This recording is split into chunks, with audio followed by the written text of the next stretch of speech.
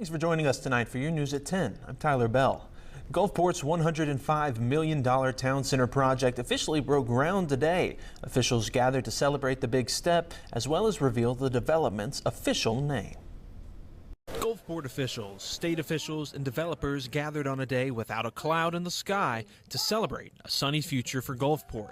Gulfport's town center project, which we now know will be called Channel South, is a mixed-use development which will bring apartments, a new hotel, and street-level dining and shopping.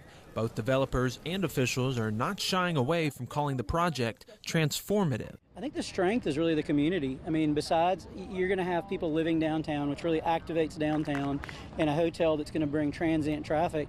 But the facility, we're going to have retail, we're going to have coffee shops, we're going to have a multitude of different things that local people come. This essentially will become the living room of the Gulf Coast. Gulf Coast restoration funds will help with utilities construction as well as a parking garage. Hopefully create a district where 250 plus people are living here and dining and shopping every day, and right across from the park and the harbor. It's just exciting. A great location. You know. And if you look at the project, it really is unique because it's the linchpin that combines downtown with the coastal environment, and through its design and architecture, using two different firms that are usually competitive, created something beautiful.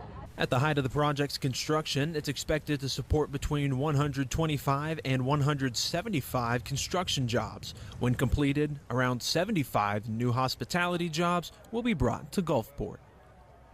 Channel South is expected to open in August of 2027.